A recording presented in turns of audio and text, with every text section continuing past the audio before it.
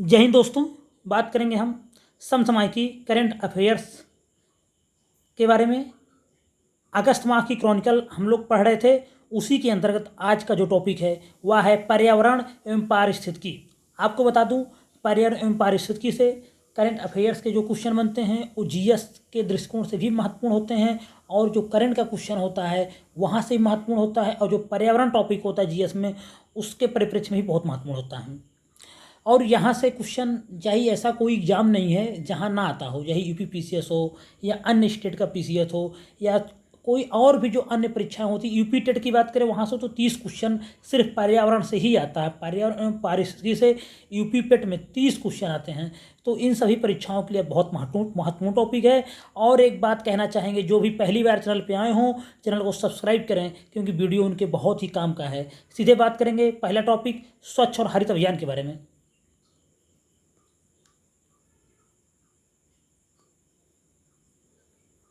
स्वच्छ और हरित अभियान लॉन्च हुआ है 5 जून को। 5 जून को क्या होता है? विश्व पर्यावरण दिवस।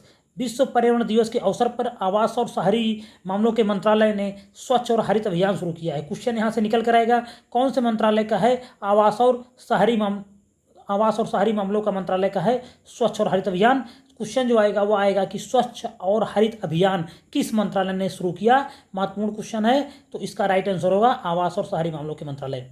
इसका महत्वपूर्ण इसमें उद्देश्य क्या है इसका? तो इस अभियान के अंतर्गत शहरी या स्थानीय निकाय देश को सिंगल यूज प्लास्टिक मुक्त बनाने और पर्यावरण की रक्षा हेतु जागरूकता कार्यक्रम का आयोजन करेंगे। इसमें और कुछ नहीं है। हाथी बचाओ केंद्र बहुत महत्वपूर्ण है बीपीएससी के लिए, जो आगामी होने जा रहा है 67वां बीपीएससी, उसके लिए बहुत महत्वपूर्ण है। क्या? हाथी बचाओ केंद्र बिहार के पश्चिमी चंपारण जिले के वाल्मीकि टाइगर रिजर्व, बिहार के वन विभाग द्वारा हाथी बचाओ केंद्र की स्थापना की गई है। 2 क्वेश्चन निकल कर आ रहे हैं यहाँ से। वाल्मीकि टाइगर रिजर्व कहाँ पर है? वाल्मीकि टाइगर रिजर्व ये कहाँ पर है? पश्चिमी चंपारण जिले में। पश्चिमी चंपारण में है बिहार के। चंपारण आंदोलन के बारे में आप जानते हैं, 1917 में हुआ था गांधी जी का। तो ये सब चीज़ें महत्वपूर्ण हो जाती हैं यहाँ से। और बिहार पीसीएस के लिए बहुत महत्वपूर्ण है कि वाल्मीकि टाइगर रिजर्व कहाँ है? पश्चिमी चंपारण जिले में, और यहीं पर खोला गया है हाथी बचाओ केंद्र। वाल्मीकि टाइगर रिजर्व बिहार के पश्चिमी चंपारण जिले में स्थित है। वाल्मीकि टाइगर रिजर्व बिहार का एकमात्र बाघ अभ्यारण्य है। तो ये सब महत्वपूर्ण हो जाता है इसमें। हाँ, एक और देखिए राष्ट्रीय उद्यान आ गया है, चितवन राष्ट्रीय उद्यान। कभी कभी मिलाने को आ जाता है, तो यह नेपाल से संबंधित है। चितवन राष्ट्रीय उद्यान महत्वपूर्ण होता है भी। उसके बारे में बात करेंगे, स्टॉकहोम +50 सम्मेलन 2022। स्टॉकहोम +50 का आयोजन स्वीडन की राजधानी स्टॉकहोम में किया गया है। यह मानव पर्यावरण पर 1972 के संयुक्त राष्ट्र यूएन सम्मेलन स्टॉकहोम सम्मेलन के रूप में भी जाना जाता है कि 50 साल पूरे होने की उपलक्ष्य मनाया जाता है। तो जो भी इन्वायरमेंट के लिए कोई पहला बड़ा सम्मेलन हुआ था 1900 का हुआ था, 1972 में हुआ था स्टॉकहोम में। और उसी को देखते हुए 50 साल होने पर स्टॉकहोम +50 सम्मेलन हुआ है। कहाँ पे? स्वीडन की राजधानी है स्टॉकहोम। राजधानी को याद रखेंगे, स्टॉकहोम किसकी राजधानी है? तो स्वीडन की राजधानी है स्टॉकहोम। राजधानी से भी क्वेश्चन खासकर बिहार पीसीएस और उत्तर प्रदेश के वनडे एग्जाम्स में क्वेश्चन आते रहते हैं। स्टॉकहोम सम्मेलन के बारे में अगर हम देखें तो मानव पर्यावरण पर संयुक्त राष्ट्र सम्मेलन 5 से 16 जून 1972 के मध्य स्वीडन की राजधानी स्टॉकहोम में आयोजित किया गया। यह केवल एक पृथ्वी विषय के साथ ग्रहीय पर्यावरण पर इस तरह का पहला विश्वव्यापी सम्मेलन था। और ओनली वन अर्थ, जो ये शब्द यहाँ पर आया है, ये 5 जून को जो भी विश्व पर्यावरण दिवस हुआ था उसी की थीम है, केवल एक पृथ्वी। इसीलिए इस बार का जो विश्व पर्यावरण दिवस है 5 जून, उसकी थीम बनाई गई है केवल एक पृथ्वी, ओनली वन अर्थ। इसको भी याद रखेंगे, केवल एक पृथ्वी क्या है? 5 जून विश्व पर्यावरण दिवस की थीम है। पूछा जाता है, अभी हाल ही में एग्जाम जो हुआ था फॉरेस्ट गार्ड का, उसमें पूछा गया था जनसंख्या दिवस की थीम। तो थीम से क्वेश्चन हर एग्जाम में लगभग लोग निकल कर देखने को मिल जाता है आप लोगों को। स्टॉकहोम सम्मेलन हो गया 1972, और यह केवल एक पृथ्वी विषय के साथ ग्रहीय पर्यावरण पर इस तरह का पहला विश्वव्यापी सम्मेलन था। उसी के 50 वर्ष पूरे होने पर स्टॉकहोम +50 सम्मेलन का आयोजन स्वीडन की राजधानी स्टॉकहोम में किया गया है। उसके बाद अगर बात करें जो महत्वपूर्ण हो सकता है, वायनाड वन्यजीव अभ्यारण्य, ये कहाँ पर है? केरल में स्थित है। पहली बात तो नीलगिरी बायोस्फीयर रिजर्व का एक अभिन्न अंग है। स्थापना नहीं पूछा जाता है। नीलगिरी बायोस्फीयर रिजर्व के भीतर मधुमलाई वन्यजीव अभ्यारण्य, बांदीपुर राष्ट्रीय उद्यान, नागरहोल राष्ट्रीय उद्यान, मुकुर्ती राष्ट्रीय उद्यान, साइलेंट वैली आदि अन्य वन्यजीव पार्क स्थित हैं। और काबिनी नदी इसी अभ्यारण्य से होकर प्रवाहित होती है। तो काबिनी नदी पर भी ध्यान देंगे, कभी कभी छोटी छोटी नदियाँ आ जाती है, आप लोग नाम ही नहीं सुने रहते हैं। तो काबिनी नदी कहाँ पर है? केरल के पास में है, ये वायनाड वन्यजीव अभ्यारण्य के बीच में जाती है। और बांदीपुर राष्ट्रीय उद्यान, नागरहोल राष्ट्रीय उद्यान एक कर्नाटक में स्थित है, साइलेंट वैली केरल में स्थित है, ये भी बहुत महत्वपूर्ण है तीनों। मधुमलाई तमिलनाडु में स्थित है, ये भी बहुत महत्वपूर्ण है। उसके बाद बात करें नर बाघ था कुंभा, इसका निधन हो गया है, बहुत महत्वपूर्ण नहीं है लेकिन महत्वपूर्ण हो सकता है। T34 के नाम से जाना जाता था, तो ये भी पूछा जा सकता है। ये भी हाल ही में कुंभा का निधन हो गया, वह क्या था? बाघ, चीता, भालू, कुत्ता, बिल्ली, ऐसे विकल्प देखे तो यह एक नर बाघ था कुंभा, जो कि रणथंभौर टाइगर रिजर्व। तो एक क्वेश्चन ये भी आता है कि रणथंभौर टाइगर रिजर्व कहाँ पर स्थित है? तो यह राजस्थान में है, रणथंभौर टाइगर रिजर्व। उसके बाद बात करेंगे अगर हम रणथंभौर राष्ट्रीय उद्यान का, तो यह राजस्थान का एक राष्ट्रीय उद्यान है। यह उत्तर में बनास नदी और दक्षिण में चंबल नदी से घिरा हुआ है। तो बनास नदी, चंबल नदी सब जानते हैं, बनास नदी के बारे में जान लेंगे कि राजस्थान में बहती है। प्रोजेक्ट टाइगर जान लें, प्रोजेक्ट टाइगर कब शुरू हुआ था? 1973 में। ये भी एक बहुत महत्वपूर्ण घटना अपने आप में, क्वेश्चन हमेशा आते रहते हैं। बात करेंगे इको सेंसिटिव जोन पर सर्वोच्च न्यायालय के दिशा निर्देश आए हैं कुछ। हाल ही में सर्वोच्च न्यायालय ने निर्देश दिया है कि प्रत्येक संरक्षित वन, राष्ट्रीय उद्यान और वन्यजीव अभ्यारण्य में उनकी सीमांकित सीमाओं से न्यूनतम 1 किलोमीटर का क्षेत्र अनिवार्य इको सेंसिटिव जोन होना चाहिए। तो 1 किलोमीटर, इसको याद रखेंगे, क्वेश्चन आ सकता है कि कितने दूरी को वन्यजीव अभ्यारण्य से कितने दूरी पर बनाया गया है। तो यह बनाया गया है राष्ट्रीय उद्यान और वन्यजीव अभ्यारण्य में अब इनकी जो सीमा कर दी गई है न्यूनतम 1 किलोमीटर, महत्वपूर्ण हो सकता है। पर्यावरण संरक्षण अधिनियम, बार बार क्वेश्चन आता है। इसी बार यूपीपीसीएस में आपने क्वेश्चन देखा था कि पर्यावरण संरक्षण अधिनियम किस वर्ष में आया था, तो ये भी महत्वपूर्ण हो जाता है, पूछा जाता है। 1986 में आया था और इको सेंसिटिव जोन का इसमें कोई उल्लेख नहीं है, एक कथन के रूप में आ सकता है। सिंगल यूज प्लास्टिक पर प्रतिबंध लगा दिया गया है पर्यावरण मंत्रालय के तहत, इसी के एक सरकारी निकाय है केंद्रीय प्रदूषण नियंत्रण बोर्ड CPCB, इसने प्रतिबंध लगा दिया है 1 जुलाई 2022 से सिंगल यूज प्लास्टिक पर प्रतिबंध। डेट याद रखेंगे, महत्वपूर्ण हो सकती है। खुब्सगुल झील चर्चा में रही है, वर्ल्ड ज्योग्राफी के अंतर्गत पूछी जा सकती है। मंगोलिया के खुब्सगुल झील राष्ट्रीय उद्यान को यूनेस्को द्वारा बायोस्फीयर रिजर्व के विश्व नेटवर्क में जोड़ा गया है। किसमें जोड़ा गया है? विश्व नेटवर्क में जोड़ा गया है, बायोस्फीयर रिजर्व के यूनेस्को द्वारा। कहाँ पे पाई गई है? मंगोलिया में, याद रखेंगे। खुब्सगुल झील चर्चा में रही है। बात करेंगे मैन एंड बायोस्फीयर रिजर्व का, महत्वपूर्ण है। मैन एंड बायोस्फीयर प्रोग्राम एक अंतर सरकारी वैज्ञानिक कार्यक्रम है, स्थापना 1970 के दशक में और एग्जैक्ट डेट थी 1972 में हुई यूनेस्को द्वारा। बस इतना याद रखेंगे किसके द्वारा हुआ, तो man and biosphere programme UNESCO द्वारा चलाया जा रहा है। आगे बात करेंगे डीकार्बनाइजेशन क्या होता है, एक शब्दावली है। तो डीकार्बनाइजेशन का अर्थ होता है कार्बन में कमी। डीकार्बनाइजेशन कार्बन की मात्रा को कम करने की प्रक्रिया है जिसमें मुख्य रूप से कार्बन डाइऑक्साइड CO2 को विभिन्न माध्यमों से वायुमंडल में भेजा जाता है। डीकार्बनाइजेशन का दीर्घकालिक लक्ष्य CO2 मुक्त वैश्विक अर्थव्यवस्था बनाना है। पेट्रोल में 10% इथेनॉल मिश्रण का लक्ष्य।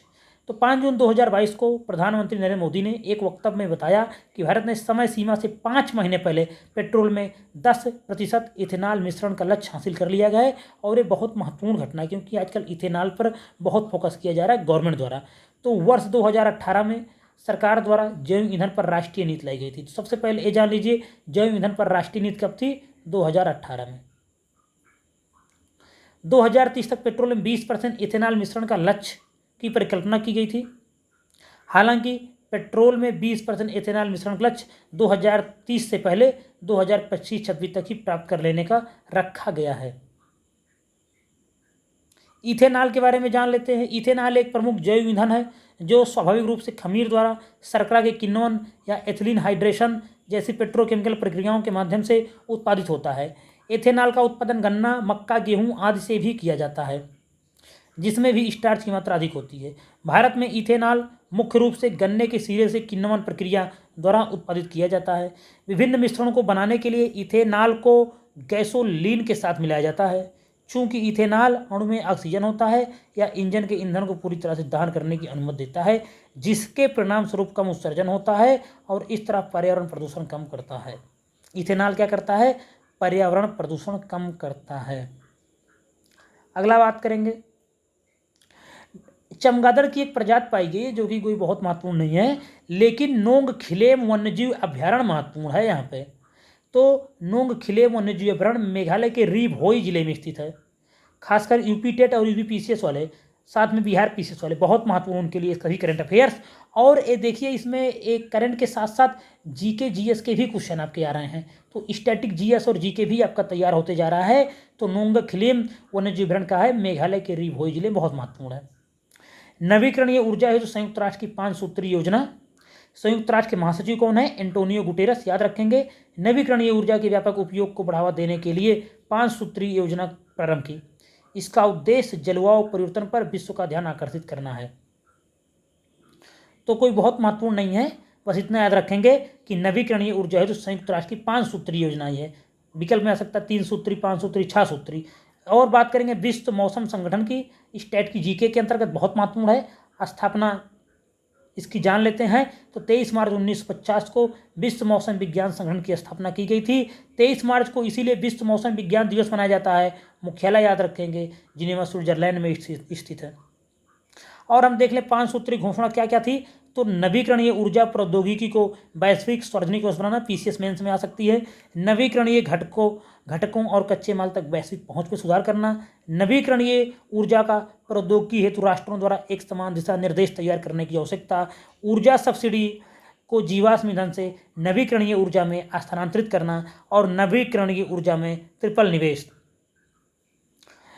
जो यूएन महासचिव मानते हैं कि वर्ष 2030 तक नवीकरणीय ऊर्जा में कम से कम $4 ट्रिलियन प्रतिवर्ष निवेश करने की आवश्यकता है। ऐसा करके ही वर्ष 2050 तक शुद्ध शून्य कार्बन उत्सर्जन लक्ष्य है। इनका लक्ष्य क्या है कि पूरी दुनिया 2050 तक शुद्ध शून्य उत्सर्जन कार्बन प्राप्त कर ले। उनके अनुसार केवल प्रदूषण और जलवायु परिवर्तन के प्रभाव में कमी करके वर्ष 2020 तक विश्व को प्रतिवर्ष $4.2 ट्रिलियन तक की बचत हो सकती है। विश्व की पहली फिशिंग कैट जनगणना कहाँ शुरू हुई? ये भी बहुत महत्वपूर्ण है। ये जो 5 सूत्री कार्यक्रम है तो पीसीएस मेन जैसे एग्जाम में लिखा जा सकता है। बात करेंगे अगले टॉपिक की, विश्व की पहली फिशिंग कैट जनगणना कहाँ पे हुई है? चिल्का झील में। चिल्का झील कहाँ है? उड़ीसा में। तो विश्व की पहली फिशिंग कैट जनगणना हुई है। यह जनगणना चिल्का डेवलपमेंट अथॉरिटी द्वारा द फिशिंग कैट प्रोजेक्ट के सहयोग से की गई। बात करेंगे फिशिंग कैट क्या होती है? मछली पकड़ने वाली बिल्ली है। घरेलू बिल्ली क्या करते? 2 गुनी होती है। मछली पकड़ने वाली बिल्ली भारत में एक आर्द्रभूमि के अंदर जैसे मैंग्रोव वन, सुंदरवन, दलदल जैसे क्षेत्रों में पाई जाती है।